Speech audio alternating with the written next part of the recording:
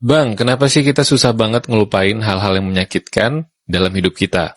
Pada saat kita mengalami hal-hal yang menyakitkan pada hidup kita atau hal-hal yang membuat kita trauma dalam hidup kita, nah kejadian itu melibatkan bagian otak yang memproses emosi.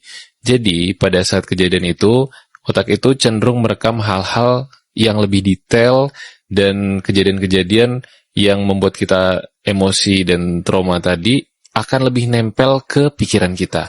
Makanya kita itu susah banget ngelupain orang-orang yang mungkin udah nyakitin kita, kejadian-kejadian yang bikin kita hancur, kita jatuh, terpuruk, itu pasti akan selalu teringat.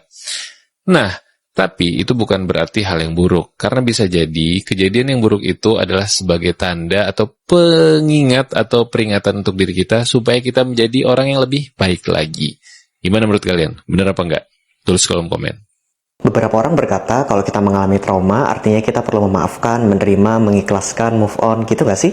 Tapi menurut saya kok saya nggak setuju ya. Kamu penasaran kenapa? Simak video ini yuk. Trauma bukanlah kejadian yang terjadi pada kita. Trauma adalah reaksi tubuh kita menyelamatkan diri terhadap semua ancaman yang badan kita pikir serupa atau sama dengan kejadian di masa lalu yang pernah menyakiti kita. So intinya trauma adalah reaksi di badan. Dia bukan sekedar memori, dia adalah rasanya. Dan dia bisa terpicu apapun yang menyerupai kejadian tersebut. Katakanlah saya pernah ditabrak mobil warna kuning. Saat itu suasananya hujan. Maka warna kuning dari gorden bisa jadi men-trigger saya, memunculkan reaksi sama seperti ditabrak oleh mobil warna kuning. Atau bahkan bau hujan, suara hujan bisa juga memicu. Pada momen tersebut baik untuk menerima, memaafkan, mengikhlaskan, move on, itu baik.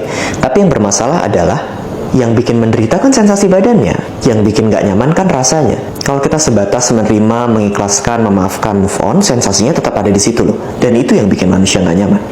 Kenapa kita lebih ingat kejadian traumatis daripada momen bahagia? Ternyata otak kita emang dirancang buat kayak gitu. Saat kejadian traumatis terjadi seperti penolakan, kehilangan, atau ketakutan besar, bagian otak yang bernama amigdala itu langsung aktif. Dia langsung menandai momen itu sebagai penting karena otak tuh berpikir kayak kamu harus ingat ini biar nggak terjadi lagi di masa depan.